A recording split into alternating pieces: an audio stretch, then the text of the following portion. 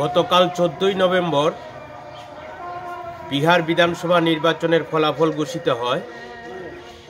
বিহার বিধানসভা নির্বাচনে বিহারের শাসক গোষ্ঠী অর্থাৎ জেডিইউ এবং বিজেপি জোট এনডিএ বিপুল ভোটে তারা ক্ষমতায় প্রতিষ্ঠিত হওয়ার অবস্থান তৈরি হয়। এই জয়ের খবর আসার সঙ্গে সঙ্গেই কমলপুর মহকুমায় বিশেষ করে ব্যাপক চাঁদাবাজি শুরু হয় এবং মানিক ভান্ডারের একজন ক্ষুদ্র ব্যবসায়ী টেইলার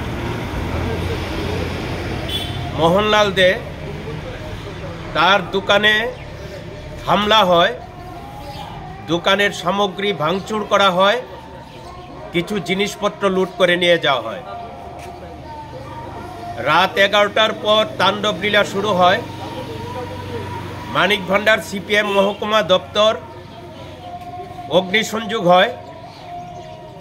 এই মহকুমা দপ্তর প্রায় 9 বার বিজেপি দুর্বৃত্তরা আগুন দিয়েছে, ভাঙচুর করেছে, বিভিন্ন গুরুত্বপূর্ণ সামগ্রী লুট করে নিয়েছে। গতকাল আবার এই অফিসটাকে আগুন দিয়ে অফিসের বিভিন্ন সামগ্রী নষ্ট করে দেয়। এই অফিসটাকে জনগণের সহযোগিতায় কিছুটা মেরামত করে আমরা আবার কাজ শুরু করেছিলাম।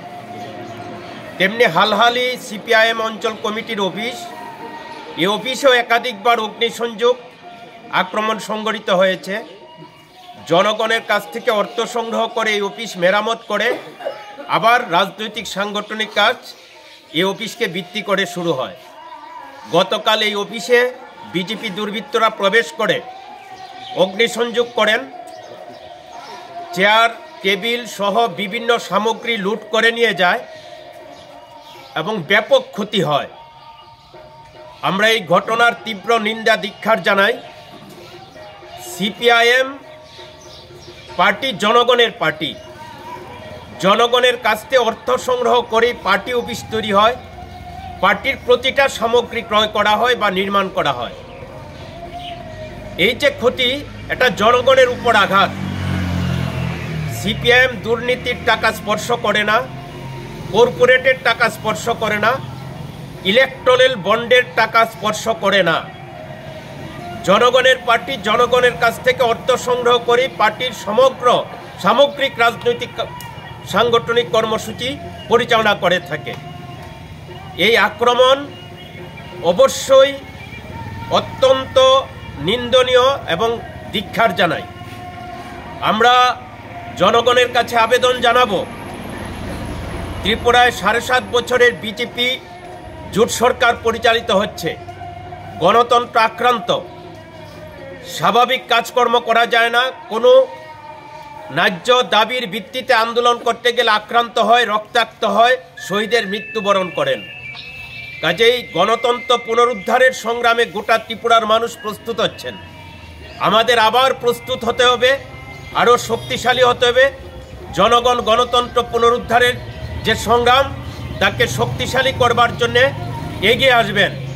এবং এই বিজেপির এই দুর্বৃত্তাপনা, তাদের যে ধ্বংসলীলা, অল্প কিছু মানুষ ভালো আছেন আর বৃহৎ অংশের মানুষ অস্বাভাবিক মূল্য বৃদ্ধি, বেকারি, দারিদ্রতায় ত্রিপুরা ভরপুর হয়ে যাচ্ছে। তার মধ্যে সাম্প্রদায়িক বিভাজনের খেলা করে রাজ্যে সবসময় একটা অস্থিরতার পরিবেশ তৈরি করতে চায়।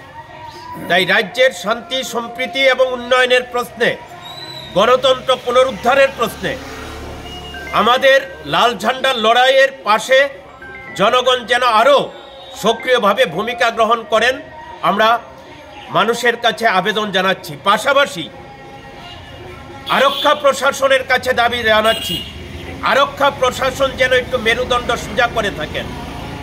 আরক্ষা প্রশাসনের চোখের সামনে অনেক ঘটনা ঘটছে, প্রকাশ্যে দুর্বৃত্তরা যা খুশি তা করছে, যা বিগত ৩৫ বছরের বামফ্রন্ট সরকারের জামানায় কেউ আঙ্গুল দিয়ে এই বর্বর কাজ হয়েছে বলে দাবি করতে পারবে না। অভিযোগ অনেকভাবেই তোলা যায়, মিথ্যা অভিযোগ, জনগণ বুঝেন কোনটা সত্য কোনটা মিথ্যা। বিগত বামফ্রন্ট সরকারের আমলে উন্নয়ন যেমন ছিল, গণতন্ত্র ছিল, মানুষের কথা বলার জায়গা ছিল, প্রতিবাদ করবার সুযোগ ছিল। আজকে ত্রিপুরা সব কিছু ধ্বংস করে দিয়েছে। তাই ধ্বংসের হাত থেকে ত্রিপুরাকে রক্ষা করবার জন্যে শান্তিকামী, উন্নয়নকামী মানুষ এগিয়ে আসুন। আরক্ষা প্রশাসন বলিষ্ঠ ভূমিকা নিন, মেরুদণ্ড সোজা করুন, দুর্বৃত্তদের বিরুদ্ধে কঠোর ব্যবস্থা গ্রহণের দাবি জানাচ্ছি।